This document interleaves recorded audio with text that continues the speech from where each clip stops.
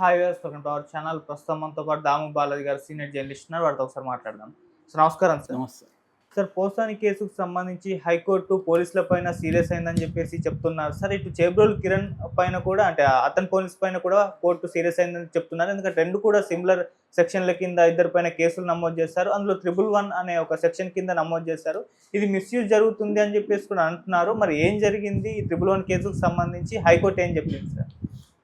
ఈ మధ్యకాలంలో నేను ఆల్రెడీ 2-3 వీడియోల్లో కూడా ఈ విషయం చెప్పాను. ఈ మధ్యకాలంలో చాలామంది మీద, ముఖ్యంగా సోషల్ మీడియాలో పోస్టులు పెట్టే వాళ్ళ మీద 111 సెక్షన్ బిఎన్ఎస్ భారతీయ న్యాయ సంహిత 111 1, 2, 3లో ఉంటాయి బ్రాకెట్లో, మళ్ళీ బ్రాడ్గా 111 సెక్షన్ని పెట్టేస్తున్నారు.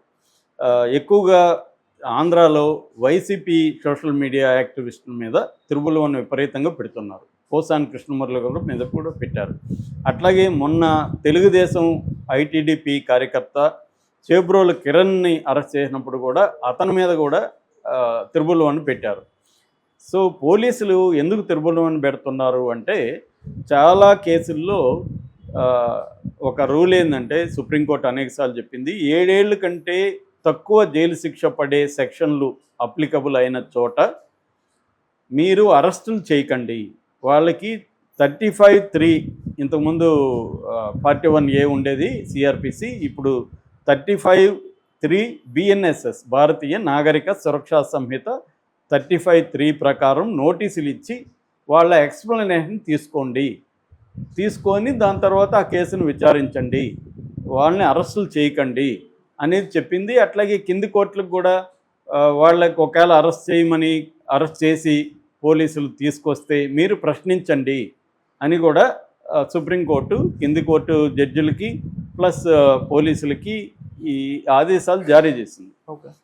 దాంతో వీళ్ళు ఏం చేస్తున్నారు, 7 ఏళ్ళ కంటే ఎక్కువ శిక్షలు పడే సెక్షన్లు ఏమున్నాయని చూస్తున్నారు. వీళ్ళకి 111 దొరికింది కొత్తగా. బిఎన్ఎస్ చట్టంలో 111 అనే యాక్ట్ ఒక సెక్షన్ దొరికింది. ఆ సెక్షన్ ఏం చెప్తుందంటే, ఆర్గనైజ్డ్ క్రైమ్కి సంబంధించిన ఇది చెప్తుంది. ఆర్గనైజ్డ్ క్రైమ్లో క్రైమ్ సిండికేట్ మెంబర్గా ఉన్న, ఆర్గనైజ్డ్ క్రైమ్ సిండికేటు మెంబర్గా ఉన్న వాళ్ళకి ఆశ్రయం ఇచ్చినా, లేకపోతే ఆర్గనైజ్డ్ క్రైమ్లో నుంచి వచ్చే డబ్బులు నువ్వు తీసుకున్నా వస్తుంది. ఇంకా కొన్ని ఉన్నాయి, నేను తర్వాత దీన్ని వివరిస్తాను. అసలు ఈ సెక్షన్ని ఎందుకు మిస్యూజ్ చేస్తున్నారు ఇవన్నీ కూడా తర్వాత మాట్లాడుకుందాం. ముందు అసలు ఈ ఇద్దరు జడ్జిలు, high court judge, Mangalagiri court judge, ఇద్దరు కూడా దీని మీద ఏం మాట్లాడారు అనేది ముందుగా మనం మాట్లాడుకుందాం. ఫస్ట్ మనం పోసాని కృష్ణమురళి మాట్లాడుకుందాం. పోసాని కృష్ణమురళి మీద ఆల్రెడీ 17 కేసులు ఉన్నాయి. ఆయన మీద కూడా 111 పెట్టారు. 111 పెట్టడం మీద గతంలో కూడా హైకోర్టు ఆదేశాలు జారీ చేసింది. 111 ఎందుకు పెడుతున్నారు, కంప్లైంట్లో లేని సెక్షన్లు పెట్టకూడదు, మీరు పెడుతున్నారు. పెట్టినప్పుడు కింది మేజిస్ట్రేట్లు, క్రిమినల్ కోర్టులో ఉండే మేజిస్ట్రేట్లు, మీరు మెకానికల్గా రిమాండ్ ఇచ్చేస్తున్నారు, మీరు పోలీసుల్ని ప్రశ్నించాలి. అరే భయ్ ఎందుకు పెట్టారు, ఇది కంప్లైంట్లో లేదు కదా, మీరెందుకు ఈ సెక్షన్ పెట్టారని అడగాలి. అడగకుండా పోలీసులు రిమాండ్కి ఇవ్వమంటే మీరు రిమాండ్కి మెకానికల్గా ఇచ్చేస్తున్నారని కూడా హైకోర్టు మాట్లాడింది. అయితే ఈ కాంటెక్స్ట్లో కొత్తగా పోసాని కృష్ణమురళికి 17 కేసుల్లో కూడా ఆయనకి 5-6 కేసుల్లో బెయిల్ వచ్చేసి మిగతా కేసుల్ని ముందుకు తీసుకెళ్ళలేదు. ఈ లోపల సూళ్ళూరుపేట వాళ్ళు 35(3) కింద పోసాని కృష్ణమురళికి నోటీస్ ఇచ్చారు. పోసాని కృష్ణమురళి దీన్ని సవాల్ చేస్తూ, ఛాలెంజ్ చేస్తూ హైకోర్టులో పిటిషన్ వేశాడు. అదేంటంటే, సార్ మీరు ఆల్రెడీ చెప్పారు 111 పెట్టద్దని, వీళ్ళు మళ్ళీ నాకు నోటీసులో 111 పెట్టారు, సో దీన్ని కొట్టేయండి కేసునని హైకోర్టుకి పోసాని కృష్ణమురళి వెళ్ళాడు. సో దాంతో హైకోర్టు చాలా సీరియస్ అయింది. సూళ్ళూరుపేట సిఐ మురళీకృష్ణకి మీద ఆగ్రహం వ్యక్తం చేసింది. మీరెందుకు ఇలాగా, మేము వద్దంటే కూడా మీరు ఎందుకు పెట్టారు, సో ఇది కోర్టు ధిక్కరణ కిందకి రాదా, మీరు కోర్టుకు వచ్చి మాకు ఎక్స్ప్లెనేషన్ ఇవ్వండి అని జడ్జి ఎన్ హరినాథ్ గారు చాలా సీరియస్గా ఈ సిఐ మురళీకృష్ణ మీద పెట్టింది. ఇదేం కేసు అంటే, బిఆర్ నాయుడు, ఇప్పుడు మన టీటీడీ చైర్మన్ ఉన్నాడు కదా, బిఆర్ నాయుడిని పోసాని దూషించాడని చెప్పి హరినాథ్ అనే వ్యక్తి, ఇంతకుముందు జడ్జి హరినాథ్ కాదు, ఈ కంప్లైంట్ ఇచ్చిన సుధాకర్ అనే వ్యక్తి, TV5 వ్యక్తి కంప్లైంట్ ఇచ్చాడు. జడ్జి పేరు హర్నాథే. ఉమ్, టీవీ5 వ్యక్తి సుధాకర్ అనే వ్యక్తి సూలూరుపేటలో కంప్లైంట్ ఇచ్చాడు. బిఆర్ నాయుడిని కించపరుస్తూ పోసాని మాట్లాడాడు. ఇది నిజానికి తీవ్రమైన నేరం కాదు. అంటే 10 ఏళ్ళు 20 ఏళ్ళు జైలు శిక్ష పడే నేరం కాదు ఇది. ప్రతి నేరానికి తీవ్రత అనేది ఉంటుందన్నమాట. ఓకే. అది మన చట్టాలు డిఫైన్ చేస్తాయి, మనం డిఫైన్ చేసేది కాదు.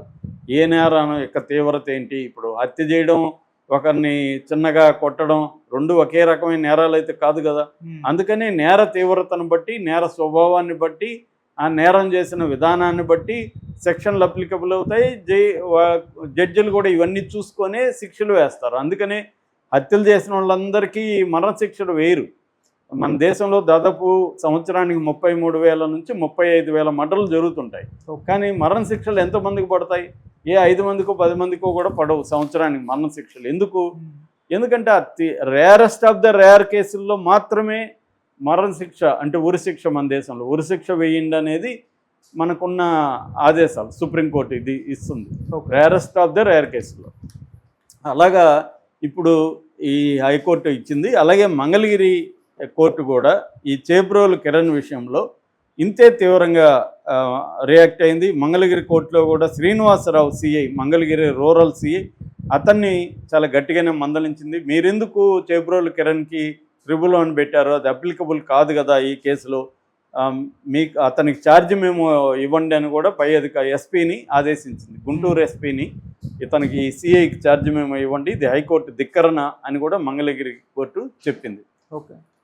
సో ఇది నిజానికి ఆహ్వానించాలని పరిణామం. అంటే కేసులు పోలీసులు ఆ గవర్నమెంట్, ఏ గవర్నమెంట్ ఉంటే ఆ గవర్నమెంట్ మాట వినేసి కావాలనే ప్రజల్ని కావచ్చు, ప్రత్యర్థులను కావచ్చు, పౌర సంఘాలను కావచ్చు, జర్నలిస్టుల మీద కావచ్చు త్రిబుల్ పెట్టేస్తున్నారు. ఇక్కడ కూడా రేవంత్ రెడ్డి కూడా తమ ఒకప్పటి గురువు అయిన చంద్రబాబు అడుగుజాడల్లో నడుస్తూ జర్నలిస్టుల మీద కూడా త్రిబుల్ పెడుతున్నారు. మొన్న రేవతి అనే జర్నలిస్ట్ ఇంకొక ఆమె కొలీగ్ అరెస్ట్ అయినప్పుడు వాళ్ళ మీద కూడా త్రిబుల్ పెట్టారు. సో ఇలా పెట్టి మామూలుగా అయితే 7 ఏళ్లకు ముందున్న వాటిలో అరెస్ట్ చేయకూడదు కాబట్టి without the permission of magistrate, అంటే నాన్ కాగ్నిజబుల్ కేసులు, బెయిలబుల్ కేసుల్లో అరెస్ట్ చేయలేము. ముందస్తుగా పర్మిషన్ తీసుకోవాలంటే మేజిస్ట్రేట్ దగ్గర నుంచి అరెస్ట్ వారెంట్ తీసుకొనే చేయాలి. అందుకని వీళ్ళు ఏం చేస్తున్నారంటే త్రిబుల్ పెడుతున్నారు. త్రిబుల్ ప్రాబ్లం ఏంటంటే వివేక్గా ఉంది అక్కడ. ఇందాక చెప్పిన డిఫైన్ చేశాను కదా నేను, క్రిమినల్ సిండికేట్ అని. అవే కాకుండా దాంట్లో ఏమేమి ఉన్నాయంటే సైబర్ క్రిమినల్ యాక్టివిటీ అని ఒక పదం వాడారు, ఒక phrase. Severe consequences, having severe consequences ఉండే సైబర్ క్రైమ్ అని వాడారు. సివియర్ అంటే ఏంటి? ఆ పోలీస్ అతను సివియర్ అనుకుంటాడు, సివియర్ కాదు అతను ఎలా డిసైడ్ చేస్తాడు? రెండవది కంటిన్యూయింగ్ అన్లాఫుల్ యాక్టివిటీ. అంటే కంటిన్యూయింగ్ అన్లాఫుల్ యాక్టివిటీ అంటే రూల్ ఏంటంటే 10 ఏళ్ల పాటు 10 ఏళ్లలో అనేక ఛార్జ్షీట్లు, అంటే మల్టిపుల్ ఛార్జ్షీట్లు పడి ఉండాలి ఆ వ్యక్తి మీద, అప్పుడే త్రిబుల్ పెట్టాలి. కానీ వీళ్ళు ఏం చేస్తున్నారు, అవన్నీ పట్టించుకోవట్లేదు. అంటే హవాలా, ఫర్ ఎగ్జాంపుల్ హవాలా ట్రాన్సాక్షన్ కూడా ఈ చట్టంలో వర్తిస్తుంది, సైబర్ క్రైమ్ వర్తిస్తుంది, హ్యూమన్ ట్రాఫికింగ్ వర్తిస్తుంది, ల్యాండ్ గ్రాబింగ్ వర్తిస్తుంది. మళ్ళీ దీనికి సపరేట్ చట్టాలు ఉన్నాయి. హవాలాకి సపరేట్ చట్టం ఉంది కదా, పిఎంఎల్ఏ ఉంది. పిఎంఎల్ఏ అంటేనే హవాలా మనీ, డర్టీ మనీ లాండరింగ్. తర్వాత సిబి యాక్ట్ ఉంది. ఇలాంటివంతా ఉన్నాయి. కానీ అంటే దీన్ని ఒక నేరానికి డబుల్ పనిష్మెంట్ లాగా ఉందన్నమాట. దీన్నే డబుల్ జపార్డీ అంటారు. ఈ డబుల్ జపార్డీ అనేది ఉండకూడదు అనేది అనేక సార్లు సుప్రీంకోర్టు చెప్పిందనమాట. ఎందుకంటే ఆర్టికల్ 20(2) రాజ్యాంగం ప్రకారం పౌరుల జీవించే హక్కును ఇలా దీంతో సెక్షన్లు పెట్టి చేయకూడదని. కానీ మన వాళ్ళు ఏం చేస్తున్నారంటే ఇప్పుడు ఇది ఈజీగా కనబడింది. మొన్న కర్ణాటక హైకోర్టు కూడా సీరియస్గానే స్పందించింది. అయితే సుప్రీంకోర్టు దీని మీద ఇంకా గట్టిగా స్పందిస్తున్నట్టు కనబడలేదు. మొన్న మన సజ్జల భార్గవరెడ్డి సుప్రీంకోర్టుకి ఇదే పాయింట్లో వెళ్తే అక్కడ సూర్యకాంత్ అండ్ ఉజ్జల్ భూయాన్ ఇద్దరు ద్విసభ్య ధర్మాసనం దీని మీద ఏమీ కామెంట్లు చేయకుండా పిటిషన్ని రిజెక్ట్ చేసింది. అయితే రిజెక్ట్ చేయడం అంటే అర్థమైందంటే 2 వారాల పాటు ఇతనికి ఊరట కలిగించి ఇతను హైకోర్టులో అప్పీల్ చేసుకోమని చెప్పింది. ఈ సెక్షన్ దుర్వినియోగం చేస్తున్నారా లేదా అనే దాని మీద కామెంట్లు అయితే 2 జడ్జిలు సుప్రీంకోర్టులో చేయలేదు. కానీ హైకోర్టుల పరిధిలో మాత్రం ఎక్కువ